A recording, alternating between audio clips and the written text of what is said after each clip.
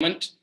We're just making sure that those here on YouTube and Facebook who are joining us can actually see what's going on.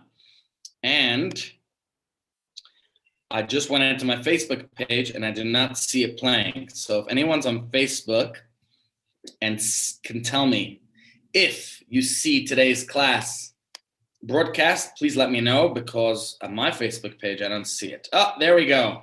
It's on. Okay, we're just gonna let everyone come in and we begin. Any questions from yesterday's shir before we start today's discussion? Today we're going to go a little bit mystical. We're going to start learning a little bit about Lag BaOmer. You see, Lag BaOmer is oftentimes, it's a great celebration, a wonderful holiday to celebrate, but oftentimes it's neglected, it's forgotten. I mean, we have big parties and events, but I don't think people spend enough time learning about it and knowing about it and knowing some of the deeper aspects and elements. So today, that's what I want to do. I want to take a moment and go into the main character of Lag BaOmer. That is Rabbi Shimon Bar Yochai. I apologize for looking down. I'm just sharing on our various platforms. And to get a little bit of an understanding of who he was, what he personified, what he stood for, so we can all get a little bit of a appreciation what we celebrate on Lag BaOmer, that it's not just a day of bonfires and fun and bows and arrows and the different activities that we have. So we're going to dedicate the next few shiurim to exactly that, to discussing the significance of Lag BaOmer and the various lessons and messages we could all glean from it. Okay, are you all ready? Grab your coffee, make yourself at home if you have a pen and you want to take some notes, even better. And let's talk Lag BaOmer. If you're ever in Israel, Lag BaOmer, by the way, it's a wonderful place to be celebrating, to go to Miron, to experience the parades, the events, the bonfires, the excitement. It's all very exciting. And in fact, one of our previous shiurim, I know it was after Pesach, which one I don't know exactly. So if you want, you could always refer back to our YouTube channel. We talked about the great sage Rabbi Akiva. And in fact, that's what we know a lot about Lag BaOmer. The reason why we celebrate is because between Pesach and Shavuos, there was a pandemic. You know, until last year, whenever I said pandemic, it seemed so foreign to me. What on earth is a pandemic? It doesn't exist anymore. To relate to so many students dying, well, by now I think we know very clearly that it's a reality and unfortunately comes around from time to time. And we're living in it still. So Rabbi Akiva's students, 24,000 of them, died in this pandemic during his time. And it was a very sad period, and that's why we mourn for them. One of his students was a fellow, well, I shouldn't just call him a fellow, somebody by the name of Rabbi Shimon Bar Yochai. And he's buried in the north of Israel in a place called Miron. And he passed away on this day on Lag BaOmer. But instead of mourning, he asked that his yahrzeit be called Yom Hilula, and it should be a day of celebration. Hilula is like a wedding. And so he wanted that he shouldn't be remembered in a sad way. The date of his passing should be commemorated in a joyous way. So today I thought, even though I think we'll take a few shiurim next week to talk about Rabbi Shimon about Lag BaOmer in general, and I'm just not sure what's going to be Monday, Tuesday. I apologize for those of you who are outside of South Africa, but for those of us in South Africa, it's a public holiday. And as much as I'd love to teach on Monday and Tuesday, Monday, I might not be able to. I'll let you know. So look out for my message in the morning. If you don't get the message, then there's no shiur. I will most likely give the shiur on Tuesday from the bush, but I don't know about Monday. Okay, so let's talk about Rabbi Shimon Bar Yochai. He was one of the students of Rabbi Akiva. When did Rabbi Akiva exist? He existed during the destruction of the Second Temple. That means around the period of the first century of the Common Era, right? Because the temple was destroyed in the year 70 of the Common Era. And he was a survivor of that. And Rabbi Akiva is a whole separate story. We learned many great lessons from him, even though he had a late start in life, which we discussed yesterday.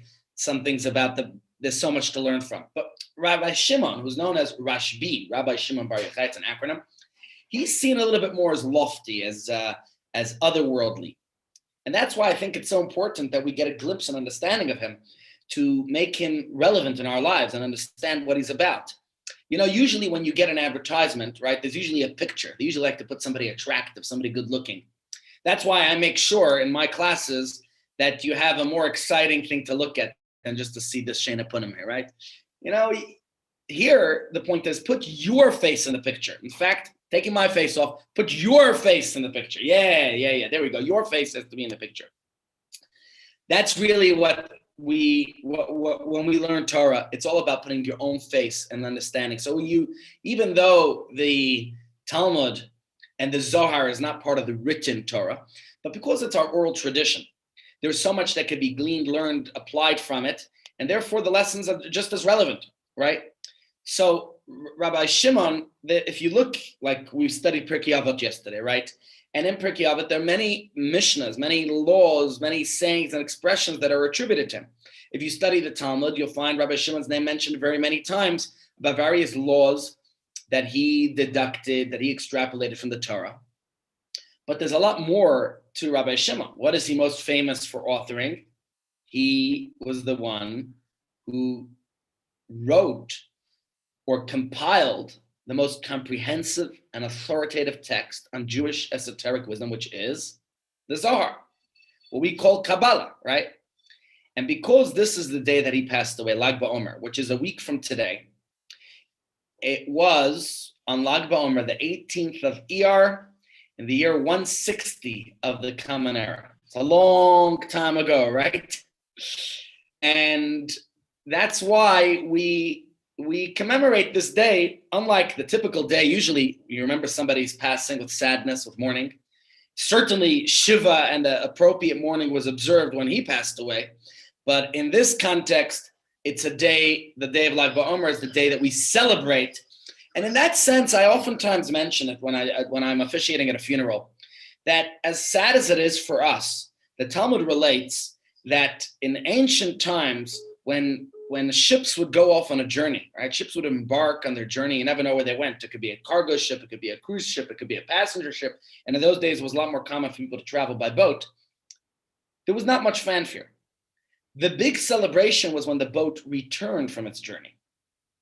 And from that, the Talmud says, it's ironic that we make a big celebration when a baby's born, right? We have a big party at the bris, at the birth, the shower, you name it. But the Gemara says, when a child's born, just like a ship, we don't know what's going to be with that ship. What's going to happen? Is it going to hit an iceberg? Is it going to get stuck in turbulent waters? Is a fire going to... Who knows what's going to happen to that ship? Will it ever reach its destination? Will it ever fulfill the purpose, the mission for which it set forth on its journey? Whereas, and the same thing, you could say, human being, a child's born, it's a big simcha. But what's going to be with that child? Whereas when a person reaches the end of their life, you could always look back and reflect. What did they achieve? What did they accomplish? What did they do? And that, the Gemara says, is the way we should see when a person passes on. Look back on their life accomplishments and achievements. So as sad as it is when a person passes away, the only ones who are really sad is ourselves. The soul, as they say, is in a better place. No suffering, no struggles, no challenges, not tethered by this world's difficulties. So of course, we're sad that we no longer have that person with us. However, Rabbi Shimon, he instructed that the day of his passing should be celebrated because, thank God, he was able to achieve and fulfill his mission and purpose in this world. By the way, his life in this world was not such an easy life. We think sometimes about the struggles, the challenges, the difficulties that we endure. Let's look at the story about Rabbi Shimon Bar Yochai. There's many stories about him. I'll try to tell you whatever comes to mind. But when you read some of the stories in the Talmud about Rabbi Shimon Bar Yochai, and you learn some of his teachings, we see a very interesting paradox. You know, from one angle, he was a very lofty person. He was constantly in a state of love of God. He spent most of his time studying and teaching Torah. He even was a hermit for 12 years, living in a cave because the Romans were out to get him. But oftentimes when you look at such lofty people, you oftentimes see them removed from the common person. Somebody described to me the rabbis of old. He was telling me how, thank God, the rabbis today are so approachable and personable, and you could connect and relate to them. But rabbis, once upon a time, at least here, at least according to this person's description to me, and I've heard it from numerous people, the previous generation of rabbis, and there were very many good ones. But oftentimes they stood on the podium, they were up on their pedestal, and you, the congregant, was down below, and there was that sort of distance. And the rabbi was held in the greatest esteem. As a rabbi today, thank God, we're more on a personal basis. Most people call me by my personal name, whether that's good or bad is a separate discussion. The idea, of course, is that there's a personal relationship. It's not something where we seem aloof, where we seem superior and whatever the right word for that is, on the pedestal, right? We're not just up there, but rather we have a relationship, a connection. And we're just as human as each other. And we have the same shortcomings and fallibilities, and we all try to become better human beings. And I don't think rabbis should be seen as high up there, because very many rabbis have many times, shown their human side in many ways, in more ways than one. But I don't want to focus on the negative. I want to focus, in fact, specifically in this particular case, about Rabbi Shimon, because as much as he's seen as aloof, I'll give you an example of the Rebbe, okay? The Rebbe was such a great dynamic leader of world Jewry. We've discussed some of the different aspects about him in so many of the classes, but I'll share with you something personal. I come from a Chabad family, and to her, rabbis were indeed, very holy people. And when she first met the Rebbe in the 1960s and had an audience with him, she was amazed how she's seen other Hasidic grand rabbis, and they were too holy, so to say. And when she met with the Rebbe, she had a personal audience before marrying my father, and the Rebbe spoke with her face to face, looked at her in her eye, and it was a very personal and real conversation. And she said that really took her, that really inspired her in many ways. And you know what? Good for those rabbis who are hoich in the feder and high up in the clouds. And Rabbi Shimon might seem to be one of those. But I think if we look a little bit at some of his teachings, and we're going to do this over the next couple of days, this isn't going to be a one-day journey, we'll see that he was actually very much in touch with his community, with his people. And he was in touch with their struggles. And when you study Kabbalah, it shouldn't just be seen as mysticism, as these lofty teachings, as it oftentimes is. But we could find its relevant messages. And when you study Hasidus, which takes the mystical teachings of Kabbalah and makes them very real and relevant, which is the way we have to study Torah. So what was Rabbi Shimon's secret? How was he able to harbor such a lofty perspective, at the same time being so, there's a term for that. I'm trying to think, where you're above but grounded at the same time. And I think in a sense, we have to do that. We have to bring heaven down to earth. We have to have that attitude where we could be spiritual, but realize we're in this physical world. So let's get at it. And let's first look at the lofty side of the coin, okay? For instance, he was a very spiritual, great rabbi, okay? And that's certainly part of his greatness. And the picture of a bonfire, because like Ba'omer, we are going to be using, we celebrate bonfires. Whoever wants could join us in my shul next Thursday evening. We're going to have a grand braai and bonfire in the shul outdoors, social distancing. But we're going to celebrate Rabbi Shimon, and it's all over the world. It's a bonfire. So what's the connection of a bonfire to his life? Now, of course, you could say, as we discussed in many shim, the idea that a fire symbolizes the soul, right? The soul is spiritual. The soul, like a fire, is trying to constantly go up to reconnect to above. And in that sense, it's only the wicks that keeps it down. Rabbi Shimon was such a great soul, so we celebrate him with bonfires, right? But there's more depth to it. When you look in the Talmud, the subject, let me in fact pick up a piece of Talmud here. I want to learn a piece of Gemara with you. Unfortunately, I didn't put it into the actual screen, but I'll read the Gemara to you from my phone, and we'll look at it together, the idea. the Gemara explains here, it's a piece of Talmud about the appointment of judges in a Jewish court, okay?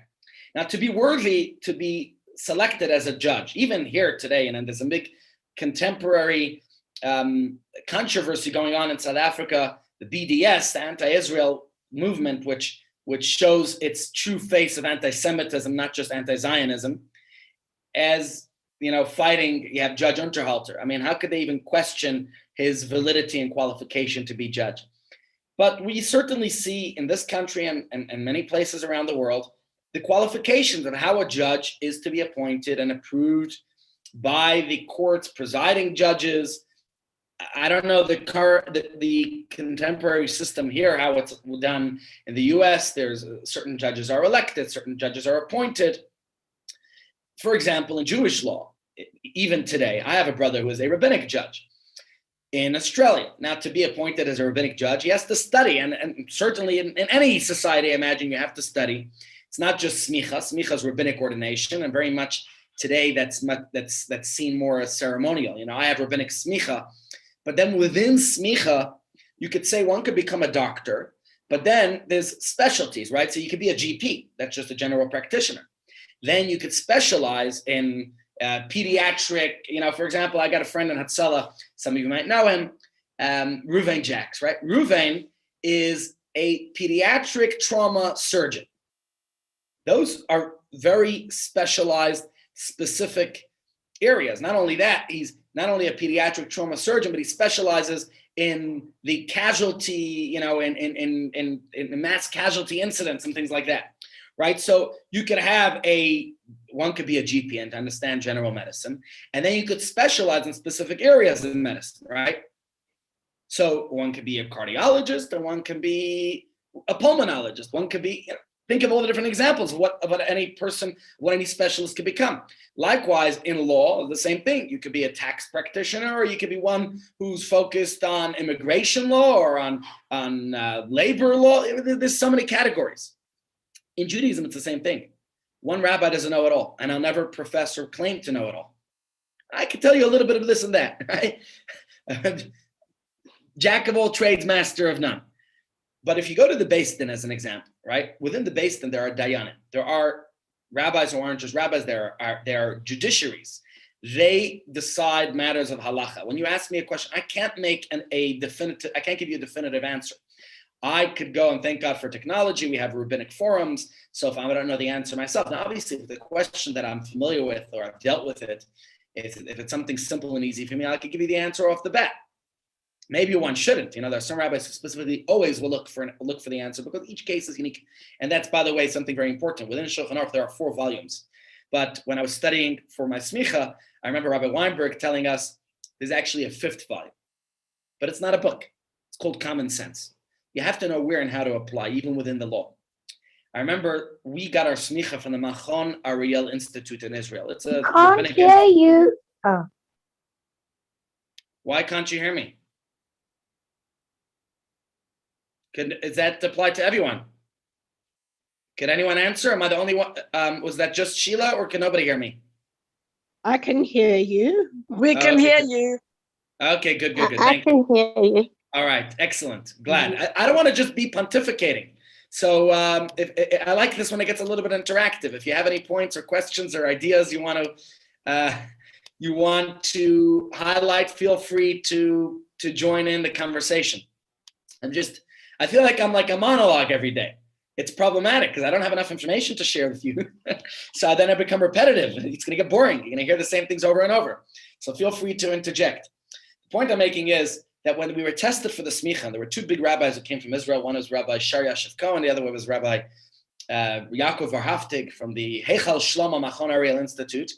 That's from the great synagogue in Jerusalem. They came to South Africa to test us, to test, that we studied for our smicha, that we knew our stuff. Now, throughout the year, we were generally tested by the local rabbis here in South Africa, by Rabbi Weinberg and other rabbis who tested us throughout our studies. But then at the end of the year, which really was September time, before Rosh Hashanah, the big rabbis came from Israel and they were to test us. Let me tell you, the tests we had year round were very difficult. It was not an easy year. It was very stressful, a lot of studying and committing to memory and understanding the various different intricacies of Jewish law pertaining to different aspects. For example, we studied 7 different areas of Jewish law to get our smicha, and they had to do mostly the laws of kashrut, laws things that actually have nothing to do with in life. For example, we learned the laws of milk and meat is very relevant, but for example, we learned the laws of melicha, which is salting meat. I never became a butcher, so it's information that by now I've forgotten most of it. But what was fascinating to me is that the big rabbis are sitting down with some of the local rabbis, and they called us each in one by one, and probably was about a 2-hour test. We brought all 7 books with us, and I was very intimidated. I was scared. And the rabbi asked me the first question. I actually, honestly don't even remember exactly what the question was. He asks me the question. I remembered which book I have to go to. I pull out the book, I start turning the pages, and he moves on to the next question. So, but I didn't answer the question. He says, no, I didn't come from Israel to see if you know the answer to the question. Rabbi says to me, I came from Israel to test you, to see if you know where to look for the answer to this question. And I found that quite amazing, because he actually spent more time talking with me and determined that from my perspective, I wasn't planning to become a person who knows the answers to all the questions, but rather I want to know what to ask and where to look for the answers, and to know how to consult with a rabbi who knows more than I do. So how did I digress to all this? We were talking about the appointment of judges, as I was going to read to you from the Gemara. But there was one other point I was going to say, is that, that's why we have different rabbinic judges. And in our Beis Din, they have those who are experts in the laws of kashrut and understand the laws of kosher, which are very complex. You can't just pick it up overnight. These are rabbis who inspect factories and restaurants and eateries and understand of different complications that could arise in different situations. How to re-kosher a kitchen if it becomes unkosher. Doing a Pesach retreat even takes a lot of work and preparation. We spend a whole week before doing an industrial clean of the whole kitchen. And then, and an industrial clean, sometimes the Beis Din could say they're not happy enough with the cleaning. Yeah, and the staff might say it's clean enough in their standards. From a kosher perspective, there cannot be one bit of residue remaining anywhere of non-kosher food. Then they have to, kosher the entire place, which different methods of koshering for different types of foods. We did one shiur from the hotel when we were in the process of koshering, and I showed some of the people a little bit about how we do it. And it's fascinating and it's interesting. And some is with a blowtorch. Some things are koshered by boiling. It all depends on the intensity of the heat of when it became unkosher. So you'll have rabbis who are experts in that particular field. Then you'll have rabbis who are experts in the laws of marriages and divorce. And that requires lots of law, because an understanding of the law. Because if a marriage is to be terminated, and how the marriage is to be terminated, and how all the different aspects that are determined in order to decide these different things. What about the laws of conversion? There are people who, in order to convert to Judaism, it's not a simple process. There's a lot of studying to do, and there's lots of laws involved. So as you understand, there are so many different aspects and angles and facets of Judaism, and one needs to be an expert in those particular areas. For example, litigation, right? So there's so much that can be done. Let's read from the Gemara. The Gemara says, Amar Rabbi Ba. Rabbi Ba said, the name of this rabbi's name was Ba. We don't find very many rabbis named Ba, but back in the day there were. And in recent times, there was a great sage named Baba Sali. And maybe in the Sephardic community, it's a little bit more common to have these types of Talmudic names. I don't know why in the Ashkenaz community, we find many of the names of the great sages in the Talmud aren't very common any longer. Whatever the case is, the Gemara says, originally, all of the judges would approve of and appoint only their disciples. Meaning you're the great judge, right? You're the Supreme Court justice. How did you get there? Because your predecessor was perhaps your teacher, your mentor, and saw that you qualified in various ways and therefore promoted you to that position. And now when you are in that position, says the Gemara, you know, and your student is proficient enough and understands the law well enough that you could promote them from position to position. Don't forget, in ancient Israel, very similar to very much of the judicial system we have today in many countries, you had your local courts and you had superior courts, and until you came to the Supreme Court Justice, which was the Sanhedrin. A typical court had to have a minimum of 3 judges, because the Torah says that you have to have a majority rule, not one person ruling. You have to have a minimum of three, and the law would be determined by majority rule or unanimous decision. The bigger courts had 7 judges, or 21, or 23 judges, and the highest court had 71 judges. You always had to have a majority, so it was always an odd number. Says the Gemara, for example, Rabbi Akiva appointed his students, Rabbi Meir and Rabbi Shimon Bar Yochai, as judges. So here's the first point we're learning about Rabbi Shimon. He was one of the great judges of his time. Now, he didn't get there right away. It took him time until he was in that position. Because Rabbi Meir was older than Rabbi Shimon, Rabbi Akiva said, let Rabbi Meir preside first. So there was an aspect, an element of respect to the elder rabbi. Not always does, now obviously they knew, it went by chronology. I oftentimes, I'm convinced, I convinced myself that I'm 18. So in my mind, I still look like 18. For all I know, I look like an old rag. I don't know. But I was attending a bris a few years ago. And they said to me, there's a limited number of honors. And the host said to me, I hope you don't mind, I'm going to give an honor to the other rabbi because he's older than you. And I cracked up in myself because he's 3 years younger than me. But it was very flattering to know that a younger rabbi looked older than me. Regardless, maybe he's much wiser than I am, and that's why he looks older. Whatever the case is, thank God, I would love to keep my youth. And we could do whatever it takes to stay young. But remember, we also respect and give dignity to the elder. And the Gemara shows us very clearly here that Rabbi Meir should be the one who gets the superior position because he was older than Rabbi Shimon. But the Gemara says Rabbi Shimon blushed, thinking that his teacher thought that he was inferior, which is perhaps what I thought when they gave the honor to the other rabbi. Now, I didn't really think that way. They explained it to me. The point is that, you're going to go by an age thing. So Rabbi Akiva said to Rabbi Shimon, let it suffice for you to know that only your creator and I recognize your true ability. That's what the Gemara said. Dayach sha'ani ubarech makirin kochacha. Rabbi Akiva said to him, you don't have to worry. In my eyes, I know your greatness. He's older, and that's why he's getting the greater position. But I know your true greatness. So Rabbi Akiva, who's his teacher, and he had very many sages. We know that 24,000 of his students died during this period. So he had many, many students. And for Rabbi Shimon to receive such opulent praise from a spiritual giant is no small matter. I don't think Rabbi Akiva was just trying to flatter him. So that's the first window we get into Rabbi Shimon's greatness of who he was. Now, let's look at another point that the Talmud says about him.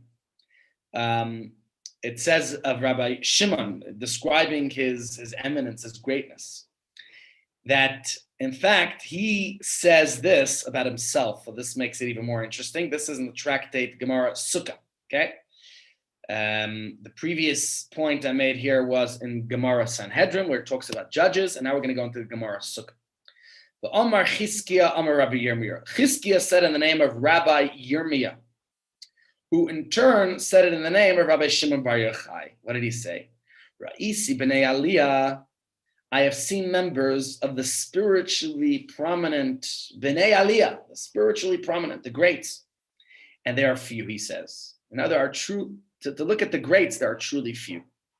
If they number 1,000, says Rabbi Shimon, I and my son are among them. Now remember, Rabbi Shimon was a great teacher.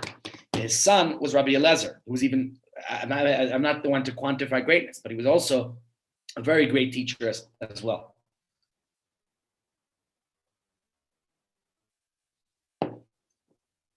Excuse me, I don't often do this, eating in front of everyone. Anyways, I just want you to be at home, to be comfortable. Says Rabbi Shimon, if they are only 100 greats, B'nei Aliyah, then I and my son are among them. Listen to this. And if there are only 2, he says, then I and my son are they. Sounds a little bit strange, right? Is he regaling himself with all this praise? Does it sound a bit narcissistic? But what's this B'nai Aliyah?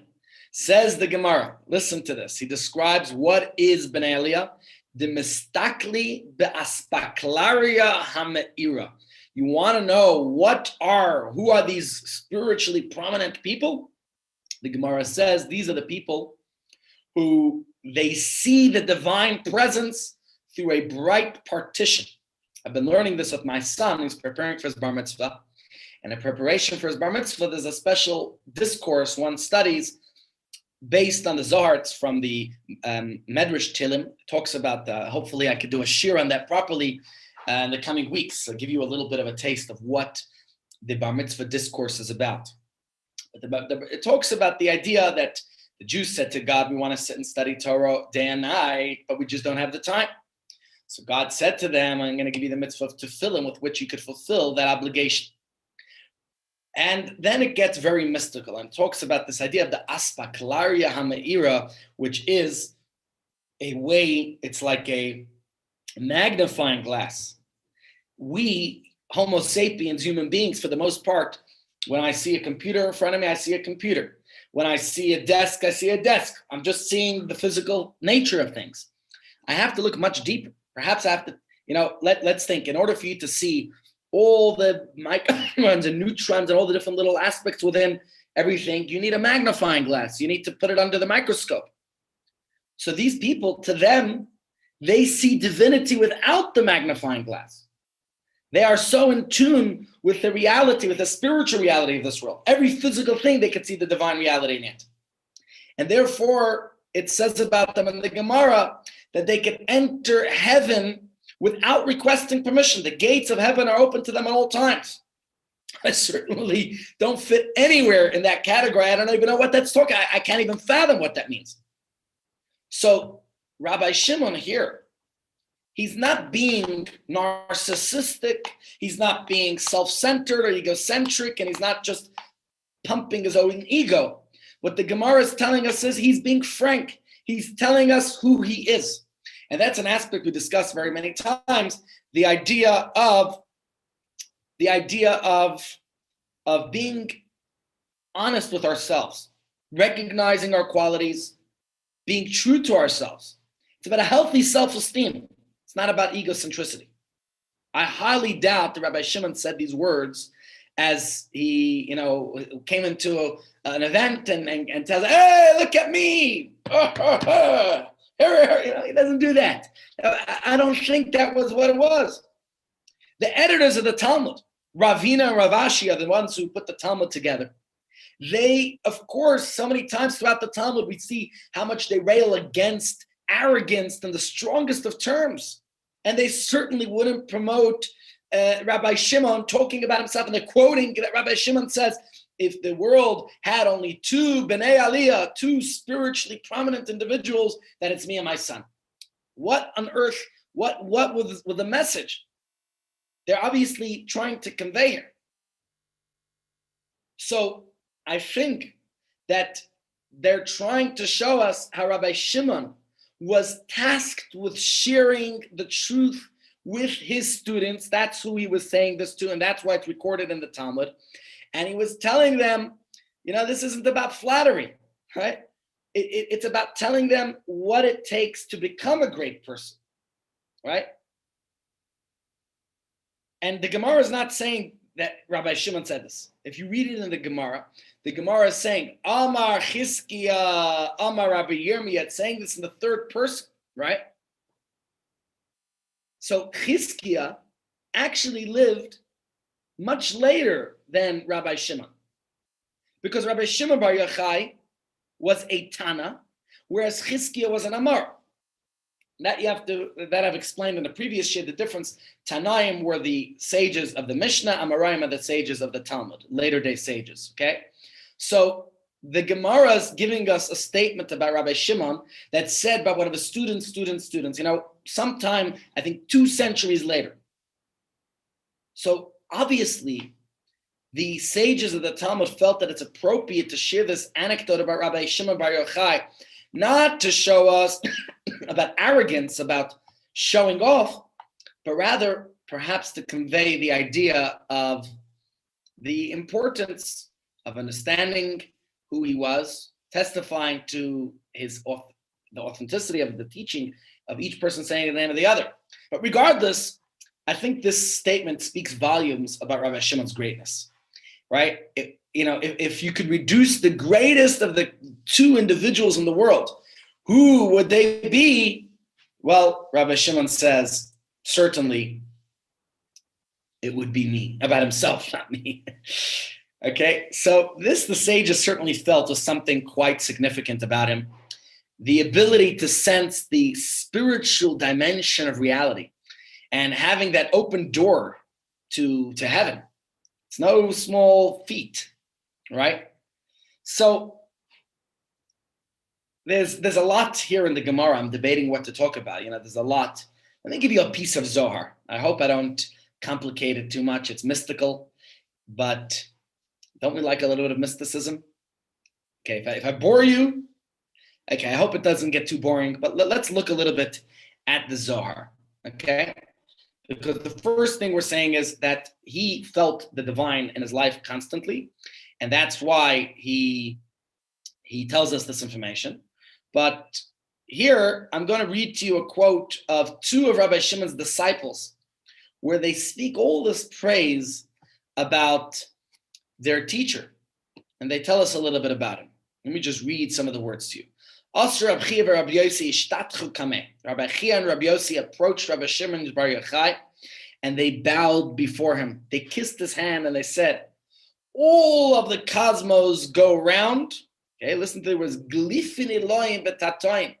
Zak von Risha beginach. You understand Aramaic? They said all of the cosmos go around. Okay, maybe I guess what is it? They go around in your honor. God built the lower Jerusalem parallel to the upper one, and has crafted the walls and gates of the holy city. One can only enter the spiritual Jerusalem when the doors have been opened, and can only ascend when a ladder has been lowered for him. This is a general concept that's explained in mysticism and Zohar about there's a lower Jerusalem and a higher Jerusalem. In general, it's something for example, we talked last week in Pirkei Avot, da malamayla mimach, know that which is above. The heavenly realm, mimach is caused from you, is affected by you. The way we behave in this world, it's a reflection. It's just like you walk and you see your shadow, right? There's a reflection. There's an upper world, there's a lower world, there's a higher reflection, there's a more spiritual realm. Okay, so the Zohar here is telling us, let's just read a few more words. Who has the ability to open the city's gates, and for whom have the stairs been affixed? Say these students, for Rabbi Shimon Bar Yochai is the gatekeeper of secret wisdom. After all, he's the one who wrote the Zohar. And the builder of supernal rungs. It is written, all your males shall appear before the master, the Lord.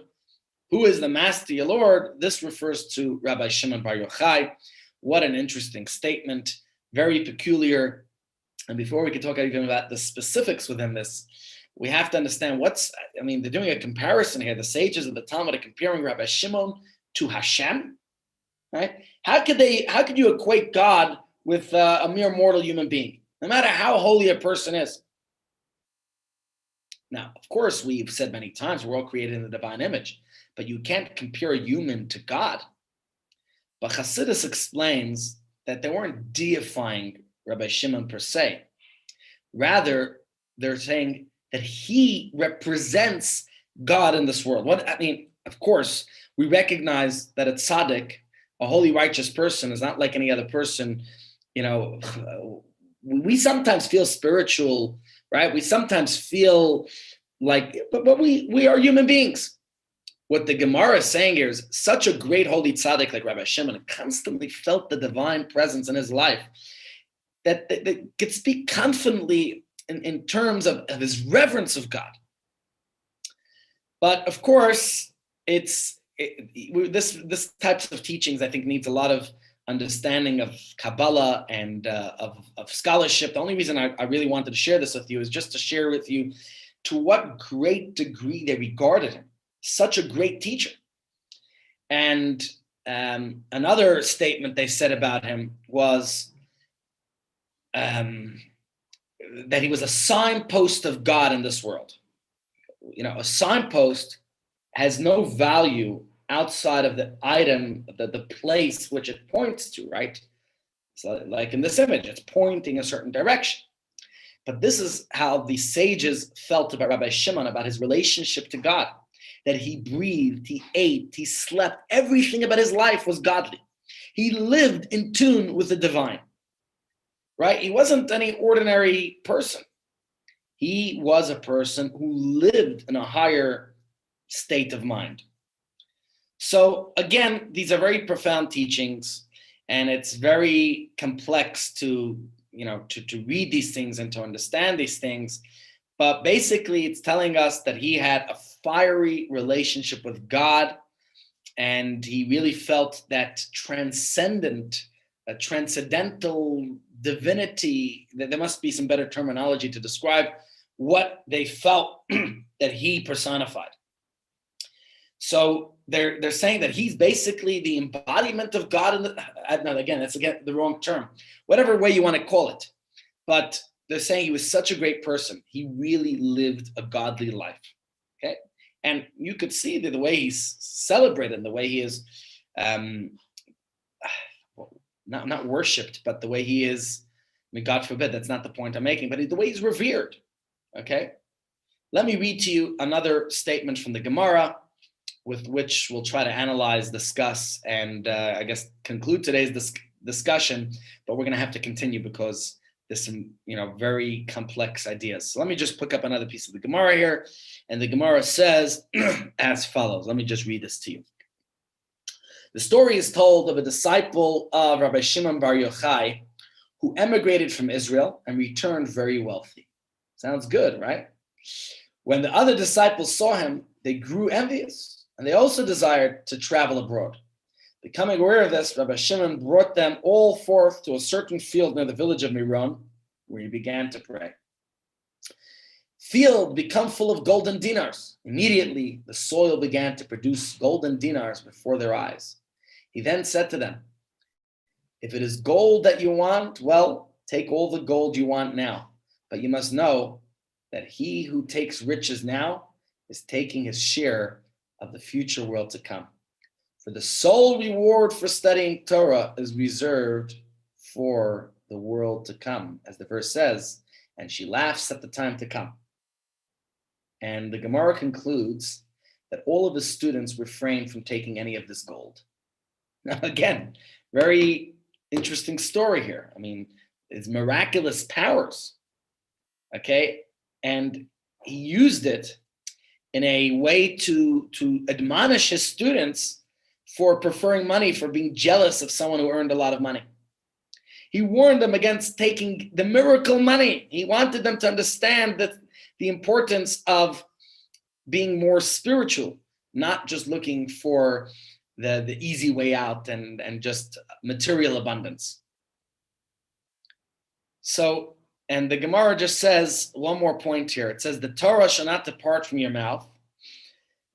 Are these words to be understood literally? To dispel that notion, another verse says, you shall gather your grain, which teaches us to follow the way of the world and take time from Torah study to earn a livelihood. Rabbi Shimon said, is it possible for someone to learn Torah if all he does is plow, plant, reap, thresh, winnow as the seasons arrive? Instead, when Israel performs God's will, their work is performed by others, and they should therefore not disturb their Torah learning for any reason. Said Abaya, many have acted as per the opinion of Rabbi Yishmael and were successful, meaning what we learned in Pirkei Avot, that you should have a combination, a balance of work and work and play, of work and study. But Rabbi Shimon here says, the Gemara says that many people followed Rabbi Shimon studying all day and were not successful. So Rabbi Shimon, the Gemara perhaps is telling us here, he was an awesome and spiritual person, right?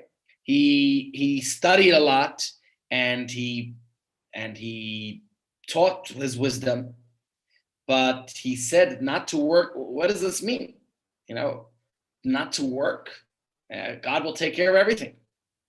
So it's true that the Talmud does seem to say that Rabbi Shimon's opinion, here's one of those rare cases where the Talmud doesn't seem to be promoting that aspect of Rabbi Shimon, right?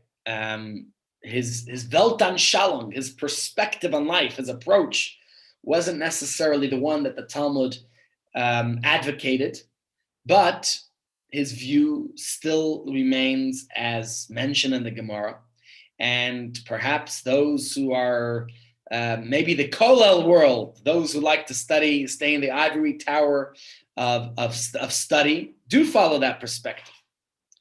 But be it as it may, the idea that we discuss here so far is understanding who this Rabbi Shimon was, getting a taste of his attitude, his approach to life, which I think teaches us quite a bit. And he hoped that his students could live up to his lofty ideals. And perhaps that's why he told his students that they shouldn't seek an occupation, even though the other sages felt otherwise. I think we're going to next week take a moment to study, to continue this study and to discuss the idea, a whole different side of Rabbi Shimon, even though we discussed a little bit of his more lofty way today. But as I learn more and more about Rabbi Shimon Bar Yochai, as we read in the Gemara, there's more to understand about him. And that he's not just a lofty person, and he didn't only advocate not to study, but rather he was very much in tune with the realities of life. And he seems to care very much about the struggles of regular people. So please God, I don't know if it's Monday or Tuesday, but we'll try to do this. We'll look at the bigger picture of Rabbi Shimon and how he really balanced both aspects of life and how we should also strive for that. Because Rabbi Shimon Bar Yochai, we know he became that hermit, that ascetic who lived in a cave, and maybe that's what made him so spiritual and otherworldly. But at the same time, we have to look at his worldly side, the balance of both aspects. And that, please God, we'll do next week. Any questions before we conclude today's share? Please, Rabbi, I have questions. Quite a few. Yeah. Was Rabbi Shimon married? Did he ever have a wife? Of course. And he had children. And because Rabbi Akiva's wife was Rachel, and it was through her encouragement that he studied and studied. So he played a very good big part in his learning. Maybe we should dedicate a shiur to this point that you're making. We talk so much about many of the great rabbis. Yes. It's probably worthwhile for us to talk a little bit about the power that, for example, you just mentioned Rabbi Akiva, his wife, how she encouraged him, Rachel, and influenced him. And we should talk about some of the great Jewish women in history. So please God, you know what? After Lag BaOmer, next week I want to talk more about Lag BaOmer. We'll continue on this theme. We won't just talk about Rabbi Shimon. We'll talk about other aspects of Lag BaOmer and the reason why we go out and do bonfires and how we celebrate it. So I hope to prepare a few nice little shiurim about that. But remind me if I forget. The week after that, I want to talk about Ruth. Okay? Rabbi, one more question. Ruth, yeah. The Tanaim learned the Mishnah. Who learned Talmud? Well, everyone. We're not talking about learning, but rather those who taught, who introduced. So when you read the Mishnayos, they are attributed, and each one usually has an author. If a Mishnah does not have an author, it says Stam Mishnah Rab Meir. You got to know a general rule.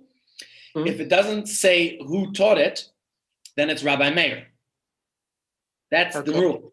Even though Rabbi Meir is not the one who wrote the Mishnah.